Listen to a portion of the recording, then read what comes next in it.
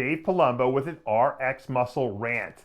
And today's topic is, are supplement company sponsorships of athletes worth it? Are these big names worth the big bucks? Are the supplement companies getting their money's worth? And right off the bat, when you look at this and you see, some of these guys demanding $100,000, $200,000, $300,000, $400,000, up to, more than $500,000 a year in salary, you have to say, well, how much product do I have to sell to make back what I'm paying these guys, on a monthly salary? Not to mention, I got to fly them all over the place, first class, a lot of these guys. I got to put them up in hotels. I got to feed them a tremendous amount of food because these guys eat like 6 times a day or more. And it adds up, and these companies are putting up big bucks. The question is it worth it? And I'm here to tell you that I think it is. I think these athletes are worth it. I think they bring value to companies that are big who can afford to pay these salaries. Because if you don't have the business and you hire a big name thinking you're going to get business, guess what? You're mistaken. You are going to put yourself out of business. Okay?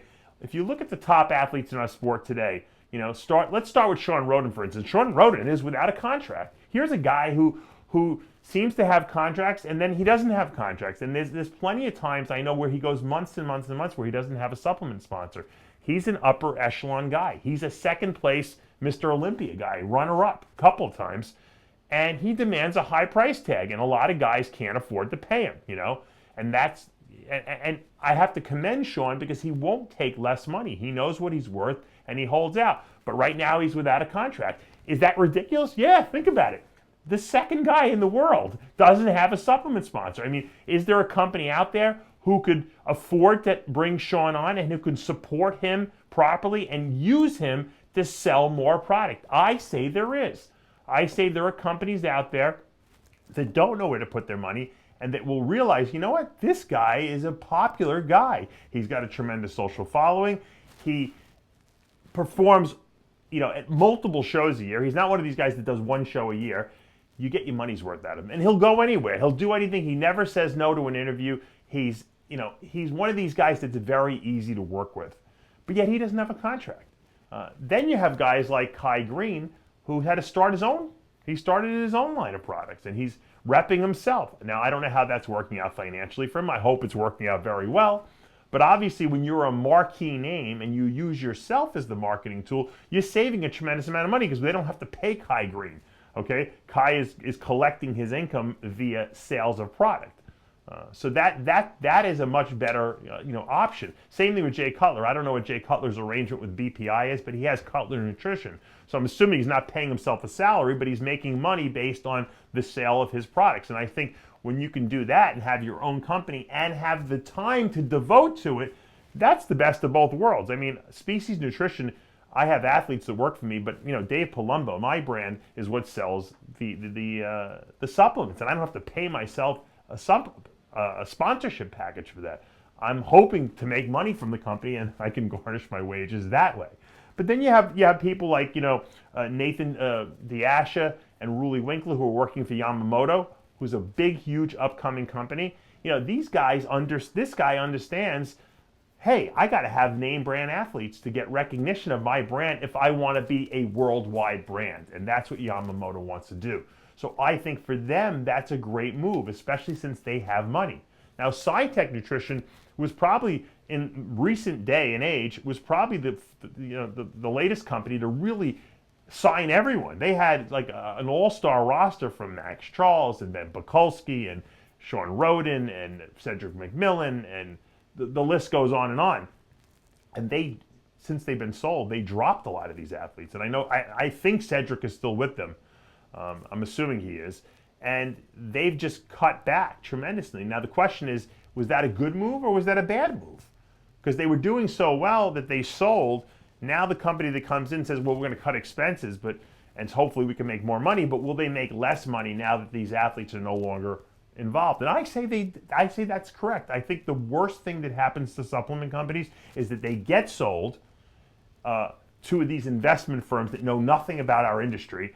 They try to, clean up all the extra money that's being extraneously spent in their own minds, and that ruins the company because all that, I guess, team spirit, so to speak, disappears. It becomes just another company again with just another brand of products, nothing special. And that to me, ruins, I guess, ruins the feeling of the company, the energy that the company inspires. And when people go out and buy products, they want a certain energy. They're looking for something that's special. They like the athletes. They like to envision, hey, this guy takes this product. This guy takes that product. I see this guy at that booth.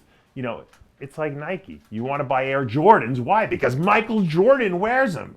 That's the way it goes. And when you have a good quality, product to go along with a high caliber athlete, that's even better. It's a no-brainer. I mean, back in the day when I was trying to, I guess, work for Metrics, which it took me a couple of years before they actually hired me. I saw all the athletes that they had working for them, and guess what? I wanted to use the products because of Paul DeMeo, because of Lee Labrada, the first athletes that were, working for Metrics. And that's what athletes inspire. They make people want to use the products. And that's why I believe that these athletes are 100% worth their weight in gold. But once again, you got to have the business, you got to have the money behind the business, and you got to be smart.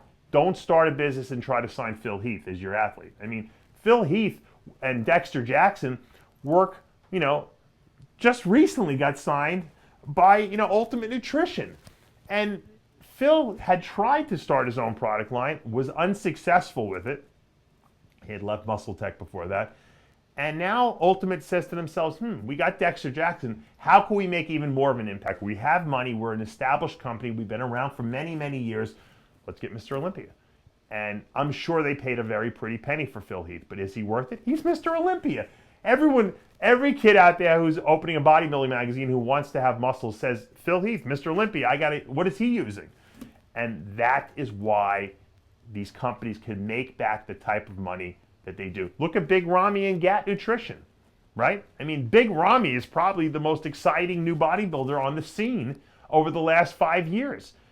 GAT Nutrition scoffed him up really quickly. It was a great move on their part. I'm sure it was a very scary financial move because I'm sure they had to pay him a lot of money, and they never had an athlete of that caliber over there. And I know the owner probably was like shaking in his boots, but obviously a lot of his investments paid off because they got a lot more Middle Eastern business based on that. I mean, look at a guy like Sadiq Hadzovic, who is not even a huge bodybuilder, but he's a huge name in the industry. So GAT went out and spent a lot of money, and they're obviously making it because these athletes are still with them. In other words, if you're out of money and you're not making money, you're going to get rid of these people. But they didn't, so it was a good payoff on them. But I've seen people sign athletes that were huge names and they went bust.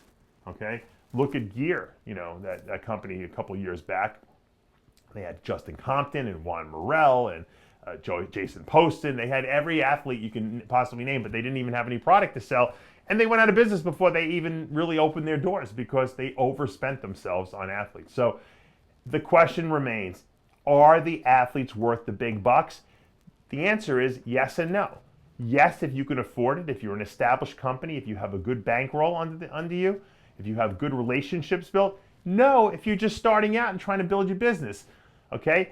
A kid out of high school, who saves his money from his little, paper route job, can't go and buy a Ferrari, okay? He might be able to go buy a used Honda, however, and start there and build up, okay? So you can't necessarily always start at the top unless you are bankrolled to the hilt. And even sometimes that's not a good idea because you can put yourself out of business real quick. $1 million disappears like that in the supplement industry, especially if you're paying out a lot of salaries all over the place. So, will Shawn Rhoden get a contract? I don't know, but if any company's out there smart enough, they're going to grab this guy up in a second because he's the #2 bodybuilder in the world. Great guy, and hey, I can't imagine him not having a contract once the Arnold Classic rolls around. I just can't. I don't see him not sitting at a booth. That's just, that's my inner gut feeling. We'll see if I'm right. Guys, hopefully you enjoyed all these interviews. Hopefully you enjoy all my opinions. If you like what you're seeing, make sure you subscribe below. Hit like, let us know what topics you want. We'll do more right here. Iron Rant is coming up tomorrow with John Romano. we can't give you enough opinions, okay? I love to sit here and spout out whatever's in my head, and if you're willing to listen, I'll give you more. I want to know what topics you'd like me to talk about. Let me know in the comments below. Dave Palumbo with another RX Muscle rant.